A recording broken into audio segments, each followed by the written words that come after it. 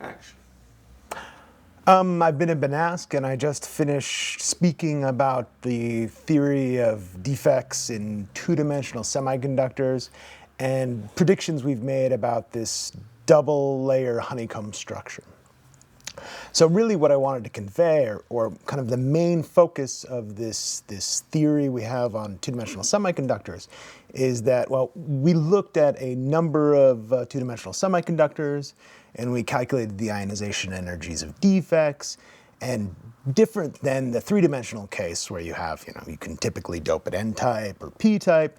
In two-dimensional semiconductors, it seems that the defect levels are all quite deep, which is surprising because experimentally we know, so one of the materials we looked at was MOS2, and experimentally we know that, if you put Re in there or niobium, you can either get N or P-type conductivity.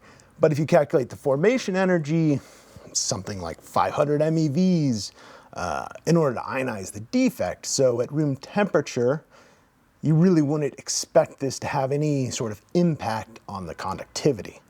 And theoretically this makes sense, or at least the large binding or the large ionization energy makes sense, because in a two-dimensional material you have this reduced screening, and it's also this reduced dimensionality means that the free carrier would bind quite strongly to the defect, so it should be difficult to ionize. So how do you resolve this sort of contradiction?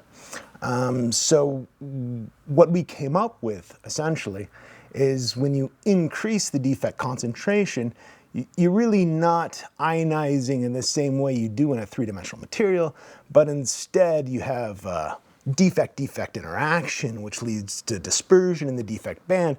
And we really think that that's how, in two-dimensional materials, even though defects are difficult to ionize, you can still have an impact and still contribute to the conductivity in the material. And experimentally, this is also meshes with the observed lower mobility than the band edge mobility. And so that was one story. And the second story was these predictions we've made on this double-layer honeycomb structure. And in that case, what we did is we looked at traditional semiconductors, 3.5s, 2.6s, 1.7s, and we thought, what happens if you make them quite thin? And we know that some traditional semiconductors, like zinc oxide or silicon, you can put into this one-dimensional honeycomb structure, but it's pretty rare. It's only really these group 1 sort of elements like to do that. But we found that there's a different two-dimensional material. If you make it very thin, one honeycomb layer, it's not kinetically stable. But if you have two, they bind together via a dative bonding, which really stabilizes it. And we surveyed something like 28 traditional semiconductors, and we found that something like 25 of them were kinetically stable.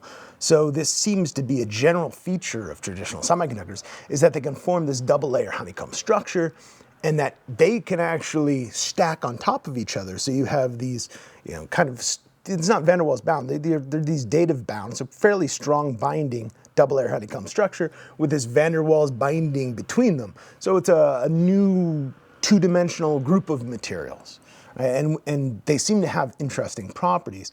In this paper we were looking at gallium arsenide. We really were highlighting that because it actually had this reduced gap. You would expect that it would get bigger, but some of the 3.5s actually showed that the band gap becomes even negative, or even very small in this double-layer honeycomb structure. And we showed that it could lead to topological properties if you have two of these double-layer honeycomb structures on top of each other. So it seems to be quite interesting, and maybe it's has lots of different applications. But really, that was really my focus, and that's what I talked about here. Thank you.